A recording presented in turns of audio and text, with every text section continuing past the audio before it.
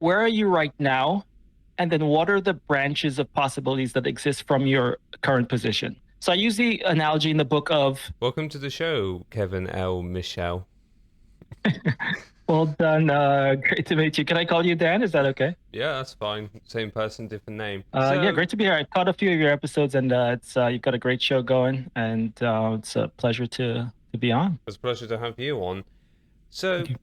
what was the event that made you decide to initially initially make you become an author?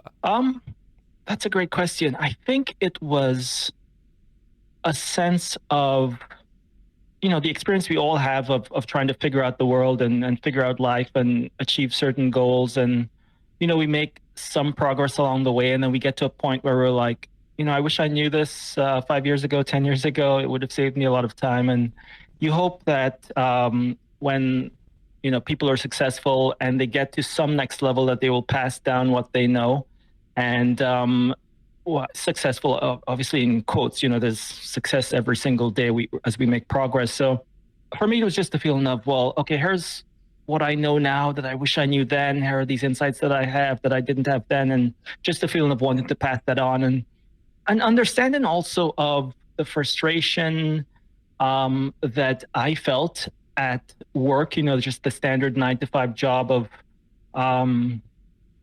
as a kid, we have this childlike wonder of we think we could, achieve anything and do anything. And then we get sort of, not everyone, but a lot of us just kind of get caught up in the system and get caught up in a routine, and just trying to find a way to break through and to get to the next level. And for me, that first book was, I quit my job. The book sort of poured out in about a 6-month period. And the insights that I felt that I had gained, I just wanted to share those. And I think from the feedback I've gotten on moving through parallel worlds, a lot of people have said 2 things. One, that they found the advice to be quite helpful, and 2, that they shared that sense of frustration. Maybe that's who it attracts. A lot of people who feel sort of tied up in the system and are looking for a way to transcend and kind of shift the timelines and shift reality a bit, move through worlds, as I'd like to say. So, would you say that you wrote a self-help book which focused not on you can do this, you can do that, is it wake up at 5 a.m. kind of, that typical stuff, where it's instead you can achieve it through reality shifting, basically? Well, it's 2 things. One, the book is very practical. I think it has a lot of very clear advice for, hey, if you set a goal and you have it clearly written down, clearly articulated, and you focus on it in every moment, and you think about every step you make in terms of that goal, you're going to make more progress than if you didn't have that, than if you're just sort of wondering. So at one level, it's just this very practical guide.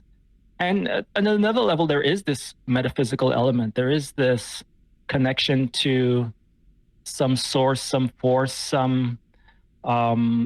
some of the magic that is in quantum physics. We talk about superposition and the idea that 2 outcomes can be occurring simultaneously. And how do we ensure that, to the extent that we can influence outcomes, that we focus on the path that we do want? And so the book is also metaphorical in that sense, where you're living a life that's along one trajectory, and how do you shift worlds? How do you get to that other ideal parallel world, that ideal trajectory? And it's practical. So it's 2 things. It's like many of the ideas in the book, it's a superposition as well. It's metaphysical and I hope very helpful and practical as well. So what I want to know, this is the book for anyone who's curious, moving through parallel worlds to achieve your dreams. What is your personal understanding of quantum mechanics and reality shifting? That's a good one. My personal understanding of it is, we think about, if we can look at it from a very literal sense for a moment, we can think about quantum events, and that we know, if we follow Schrodinger's equation quite literally, as is done in the many worlds interpretation by thinkers such as Hugh Everett, that in each moment where quantum particles interact with macroparticles, we know that the universe splits into many alternate paths that, sort of using the Schrodinger's cat story of, we have a cat that's alive and dead. We have a goal achieved and a goal not achieved.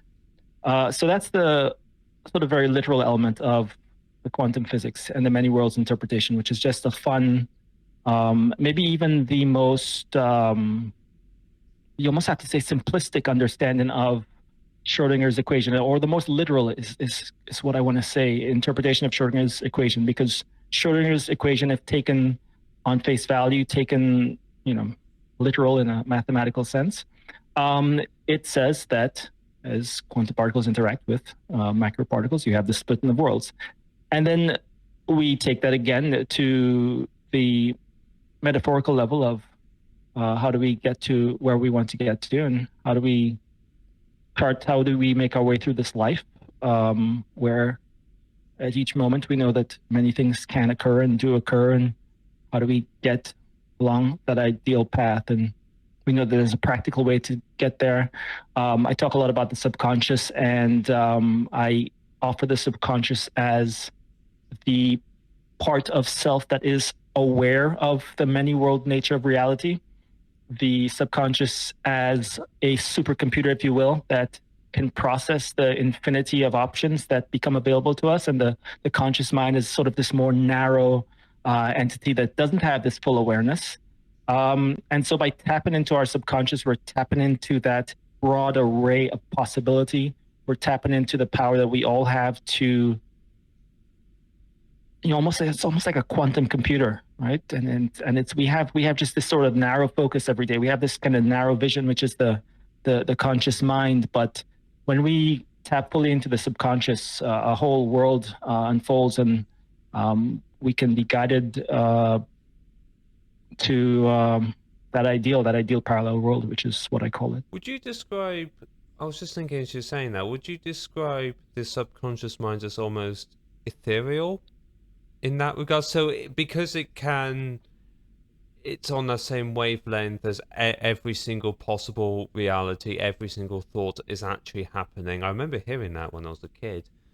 Mm-hmm. Would you describe it more as like there but not there, if it makes sense? So we have the subconscious mind, but we don't have the entirety of it, because some of it could be off in, bizarre example, like a samurai version of our world without all the computers, because it's also tapped into that while simultaneously tapped into ours. That might be one way to interpret it. I think that sounds a lot like Everything Everywhere All at Once sort of interpretation, where we see these where we have these magical worlds, and that movie isn't necessarily totally wrong either. The director said he'd read my book, which I was like, oh, that's hilarious. But I more see it as, where are you right now? And then what are the branches of possibilities that exist from your current position? So I use the analogy in the book of, yes, through the power of the subconscious, all things are possible. But if we find ourselves today on the planet Mars with no breathing apparatus, that's a very narrow range of possibilities that we've given ourselves. And that's like almost certain death at that point. So it's the subconscious does navigate these many worlds, but it's again a very practical tool. And I think the best analogy is that of a supercomputer doing many processes simultaneously while we remain focused. And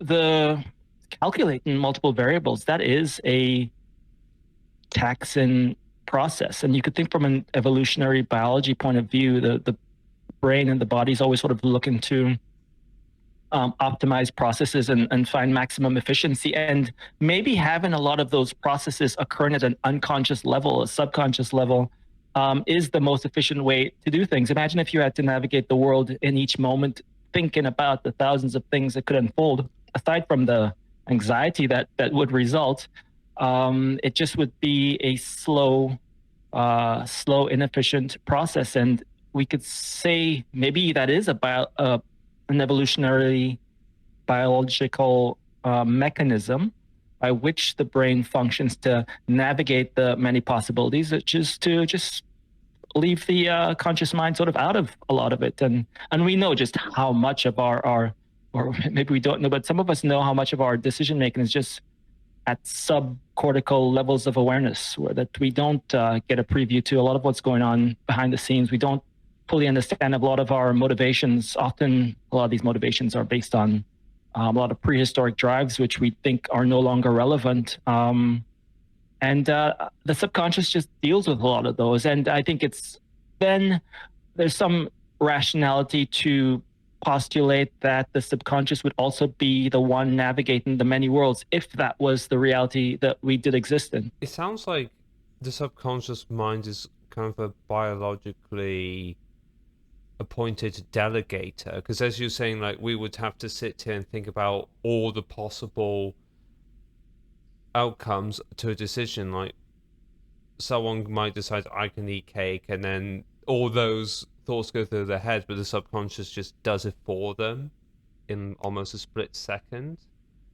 It does make sense on a practicality side of things as well, because I couldn't help but picture an entire world where, because we don't use our if we didn't use our subconscious minds, we'd just be standing around and nothing would get done. Yeah, there are also these studies. This study at this was in Berlin, but there are these studies that show that a lot of decision making is actually occurring before we even become aware of it. I use the example in the book of one particular study where it's with simple yes/no responses, and the respondent gets asked a question, and then they have a decision to make, either yes or no, let's say, or up or down. And you could see before, just as the individual starts to anticipate that the question is about to be asked, that the brain processes are already running, and the researchers actually looking at their monitor can guess with like 80 to 90% accuracy what the subject is going to choose, yes or no, up or down, before the subject even becomes aware of it, as many as 10 seconds before. So you see that there's a lot of this reasoning that's occurring in the brain before one becomes conscious, and that it seems like a efficient mechanism. And I mean, we certainly rely on it, I think, on a day-to-day basis when we think about our intuition, when we think about sometimes where we act or we say things in a way that is not something that we fully understand. And a lot of these actions and a lot of these thoughts are emergent from experiences we've had in the past. And these experiences get implanted or imprinted, I should say, onto the subconscious, and they sort of guide us. And what we're trying to do here with moving through parallel worlds is to sort of hack into that process, to say, well, I'm not just going to allow my life and my subconscious to be programmed by all these experiences I've had in the past. Instead, I'm going to take control of the programming process. I'm going to plant the ideas that I want to drive me and to guide me. Sorry for the interruption, but can you do me a small favor? Can you like, comment, and subscribe on this episode and this channel so that we can make it grow? And that way we can have some guests that maybe you want to see, maybe some guests I want to see that you may enjoy as well. Or we just have a great fun time with this show. How much influence do we have over influencing our subconscious and so that we can shift reality to get the life that we want? How much influence do we have? Well, that's a great question. The reason I'm pausing is because my answer is going to be not very much, which is, I think it's less than 5%. I think it might even be as little as 1%. A lot of people have this sort of free will debate of, do we have free will, or are things just sort of predetermined and set along a certain course? And I think I almost want to say that we probably have like 1% free will. Maybe it's even a smaller number than that. But the key thing is to realize that that's more than enough. That's more than enough to change the course of our life. There is, I think Tony Robbins gives the analogy of a golf shot, that if it's just like 3% off, it's going to end up, 50 meters to the left. I have a background in aviation in my 9-to-5 job. If you take off from New York to London and you the aircraft's like 2 degrees off, you end up in like, Cairo or somewhere else. It's like these small differences compounded over time lead to tremendously different and divergent outcomes. And certainly over the course of our life, that 1%, even if it were 0.1%, that small difference compounded over time can be more than enough. And it's so I'd like to think it's more than 1%.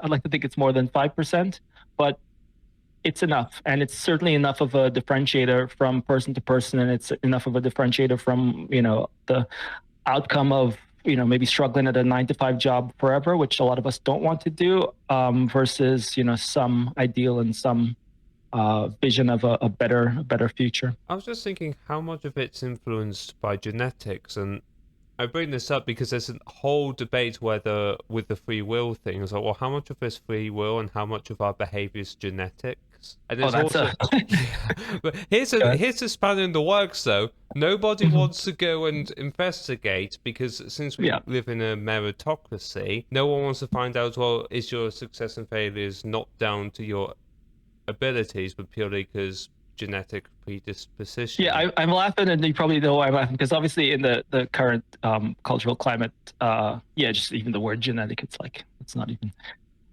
But here's what I can say. My background also is I have my master's degree is in general psychology, so I've had some exploration of these topics of the sort of the nature versus nurture debate. Whether it's environmental or genetic, let me start again. In almost every debate where it's like A or B, is it nature or nurture? Is it up or down? Is it parents? Is it school? In almost every one of the debates, the answer ends up coming back. It's both, but we need to quantify what the degree is of each one. So in the nature nurture debate, again, it's both. It's genetic and it's environmental, but let's talk about the quantities. From a lot of the research I've seen, we're talking about between 40 to 60% for each of the variables. It could go either way. So your outcomes are 40 to 60% genetic, 40 to 60% environmental. Obviously, mathematically, we'll find the right combination of those two. But 40%, we're talking about how much 1% is enough to shift the trajectory of your life. 40% certainly is a big amount. If we step even aside from moving through parallel worlds for a second, and we just talk about practical life outcomes, we know that there are certain personality traits that have a big impact on outcomes. Conscientiousness, we know, is a big one, which how hard is one willing to work? How consistently is one willing to work? How organized and structured one is? We know that, according to the research, intelligence is another factor. Conscientiousness probably accounting for 40%. Again, give or take, so 30 to 50%, somewhere there. And intelligence probably accounting again for about 40%, give or take, 10 percentage points. So those are two powerful things. And even both of those things can be moved by moving the subconscious. You can, by planting the right ideas in your mind, one has the ability to increase their work ethic. One has the ability to increase focus. One has the ability to increase organizational skills. One has the ability to increase and improve the aspects that are considered part of intelligence. If you look at the psychology research, it says that IQ, we'll put IQ in quotes because that's a whole other debate. If you look at the psychology research, it says that intelligence is fairly fixed, which I challenge, because I think that saying intelligence is fixed only becomes relevant if you talk about achieving at the highest levels. And I think there are very few people on this entire planet who are maximizing their intelligence potential. I think whatever you consider is 150 IQ now, which is basically genius level, if everybody was achieving just their potential, that would be the starting line. And then we talk about even higher levels. So to say that it's fixed when nobody's maximizing their potential, I mean, some of the most brilliant minds of our time, they struggled with drug addiction, with alcohol, with all sorts of things, which says to me, well, they're not fulfilling their maximum potential, even though they were great. So there's just so much more one can do. And by planting the right ideas in one's mind, we can start to engage in the behaviors that do lead to increased intelligence, whether that's just studying, whether that's just, being more careful with your friend group or being more careful with the media we consume. Those are just very basic things that affect outcomes. And then conscientiousness, that's a behavioral thing. Behavior is very much affected by the subconscious and by the ideas that we plant in our mind, and by our beliefs, and also by a lot of just practical things like, diet, nutrition, circadian rhythm. Many of those things affect, actually, so I laugh sometimes because ideas will pop in my head and I'm like, I didn't realize where I was going, but then it's like, oh, hey, I had this thing on. But I sort of chuckle because nutrition and health also affects intelligence. If you've had a good night's sleep, that you could lose like 10 or 20 IQ points just on like being tired versus being not tired. And being extremely tired, it's almost worse than like driving while tired is worse than driving while drunk in a lot of cases, both of which should be avoided, obviously. Because it really does have an impact on one's ability to process. And so the point I was making is that there are these genetic factors, there are these environmental factors, and as significant as they are, all of them can then be influenced by the choices that we make on a daily basis.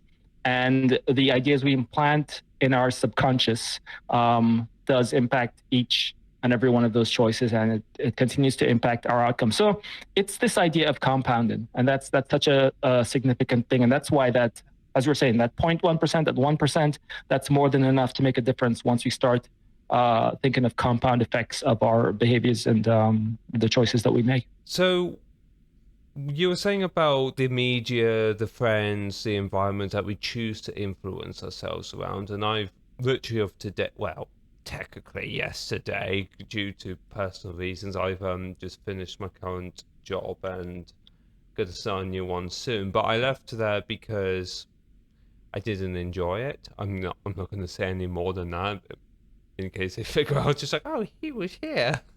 But I chose to get myself out of that situation and that environment because I could see the effect it was having on me.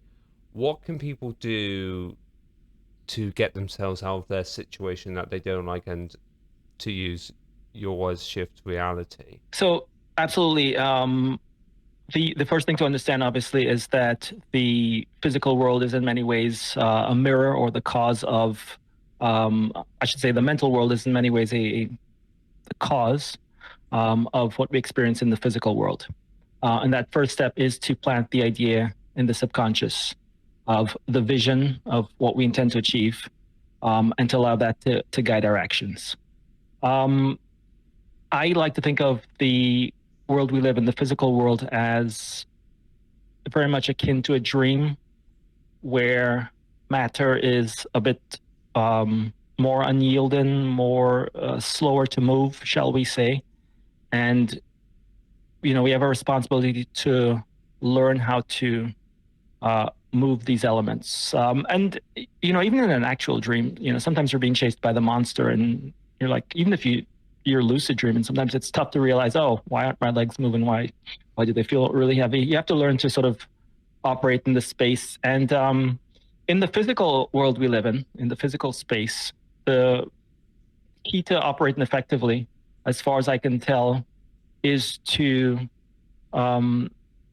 realize that cause and effect are not what they appear, that oftentimes effect is before cause, that to be on purpose, you have to feel on purpose, that to be happy, you have to choose to be happy before you can, before the elements of your life will sort of follow, that, to get to a leadership position, you have to step into that role of the mindset of a leader, and to think like a leader, and to act like a winner, as they would say in sport. And it's a lot of just self-belief and embodying what your vision is. And that's part of what happens when you start planting ideas in your subconscious. If, every day when you wake up in the morning, you tell yourself, hey, I'm a strong leader. My employees love me. I'm CEO of a great company that I created or whatever that vision might be, and maybe you're still, the janitor or pouring the coffee or whatever it is, that starts to influence the way you carry yourself. That starts to influence the choices you make instead of in terms of diet, in terms of health, in terms of the many aspects we said that influence life outcomes. And we see that compound effect start to take place. But I think it's also important for people to understand that, to go back to the sort of Mars analogy, if you get landed on Mars, you have very few options. So I don't propose, and I don't know if some authors do, but I certainly don't propose that we take this movement through parallel worlds as, oh, here, this is magic. It might still take you 5 years to get to where you want to go. But you're going to get there a lot faster. That's what I offer. You're going to get there with a lot more sense of peace. You're going to almost feel like you're there from moment one if you really are planting these ideas properly, and you're going to enjoy the experience, and you're going to almost get a view of being at the end goal and looking back and starting to see your life more as this story of, just imagine let's say your goal is to, make $1 billion, and imagine you've achieved that, but then you get to almost step back into your old body and just kind of walk through it again.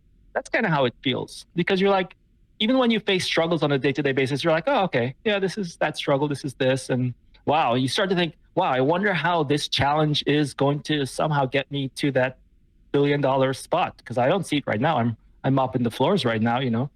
But then your brain starts to, oh, I wonder if I could, could I start my own cleaning company? Could I do this? Could I do that? What are the opportunities? And that's the other thing too. You start to search for opportunities instead of just being like frustrated by the inevitable, unlimited number of challenges that emerge on a day-to-day basis. So, yeah, just that vision helps shift you. And for me, my favorite part of all this is that when you're willing to step into that new role and step into that new vision, it changes your reality in the moment.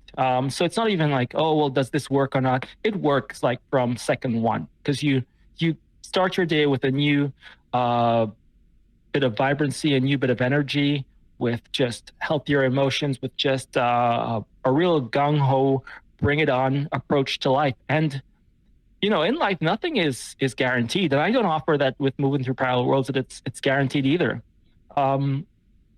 Well, I don't know, maybe this isn't even the right thing for like somebody who's like saying, hey, I'm a guru, to kind of say, but the reality is you may very well fail. That is part of the set of options. But there is this approach of, well, you know what, bring it on. Let's bring on this challenge. And certainly whatever probability and possibility there is for me to achieve this, I'm going to shift those probabilities. I'm going to move closer to the ideal. I'm going to, if this was going to be, if I was going to just lose, well, then I'm going to just win. If it was going to be close, then it's going to be an opportunity that I'm going to seize. And, life is, these small differences can lead to big divergences in outcomes. And we know that, unfortunately, the way our society is structured, or maybe it's just an inevitable effect of having so many people in sort of a competitive environment, a lot of the prizes go to, like top 0.1%. There's just like a very, and sometimes you can get to the top of your group just by being a little bit better, just by making these daily improvements. And sometimes people don't see it because they can be quite close. If you're like number 5 in your industry, you're like nobody, you're like broke. I follow like tennis players, and you look at like the number 200 tennis player, and he's brilliant. He looks as good as Novak on many of the days, but it's like, he can hardly pay for like a coach or anything else. But the guys are like in the top 50, top 100. They're doing quite well. And it's, sometimes we can be so close to our goal, and that it's just the slightest improvements compounded over time can be that outcome. And yeah, I'm sorry. That's fine. Carry on, Rambo. I enjoyed listening to all this. One final question. How much would you say people's internal world influences the exterior world and affects them shifting reality? Because I assume you've heard of the terms of limiting belief, self-doubt, self-sabotage. How much does that affect people's Yeah, reality shifting, and how important is it for people to work on that? definitely very important. I'm always surprised at I think back of like particularly when I worked in retail, how yeah, I hope this example will land for a lot of people because I think we see it in office spaces as well, where there just seem to be some characters that almost have a desire to not achieve the goal. And I don't know if they're consciously aware of it, but like no matter how good things are going, they will find a way to like shift things into chaos. And you can only feel sorry for them because, as with a lot of our own personal faults, we tend to be blind to them and not even realize we're doing it. And that can occur in goal pursuit as well. If we have the deficiencies of thought that have emerged from the challenging environments that many of us grew up in, we can be unconsciously sabotaging ourselves. And what you want is the opposite effect. You want an effect where you're unconsciously growing and developing yourself. Maybe you're unconsciously pushing yourself into even challenging and difficult situations because at some level your mind, your unconscious realizes there's a potential for growth there. And so we may feel like we're struggling on a day-to-day basis, but at some higher level of computation, there's a realization that no, this is the challenge you need now. This is the challenge you need now. We're going to get to that $1 billion. I'm not saying anyone should be a billionaire, but we're going to get to that $1 billion goal at some point if that's what you want to achieve. And so that's a very real thing, the idea of the sabotage and the destruction that can occur unconsciously. And our ideal is to benefit from the opposite effect, where almost in every moment, the right choices seem to make themselves, or the ideal choices, and certainly better choices than we might otherwise have made. Kevin L. Michel, everyone, where can people find you if they want to learn more about you or get some of your books? Yeah, so certainly thanks for showing. I got a copy here as well. A fun book to read now. So my second book, which is called The Greatest Player, which talks a lot about the idea that we live in a computer simulation and treating life as sort of a game and really kind of enjoying it. I just think that's a fun one for kind of the times we're in with all the AI and all that kind of stuff going on. So I would definitely recommend that to everyone. Most of my books are on Amazon, and yeah, I think if you Google my name, it'll pop up, or I'm sure you'll put a link in the description as well. It's been a pleasure talking to you, and just wishing you lots of good luck with the show. It's a great show, great progress. You're up to episode 20 something. What is it? How far are we in? 25 now. Well done, well done. Yeah, I'll say this real quick. The statistics for podcasts is, of all the podcasts I start, only 10% make it past episode 3. This is off the top of my head. Of that 10%, only 1% makes it past episode 21. I forget the exact statistic. It's not. That's extraordinary, and that's a good. That's probably, I'm sure. I don't know if that was like a check mark as well in your head. Let's try to get to this point so that we can beat the odds. Yeah. I hope you enjoyed this episode with Kevin L. Michel. If you did, and you are looking for another episode with a different author, then I have the football historian himself, Peter Kenny Jones, right here. But if you want to watch a different conversation with a vocal coach, then you will enjoy this episode with Nick Farina. And oh boy, did we have an absolute blast. Pick one, and I'll see you there.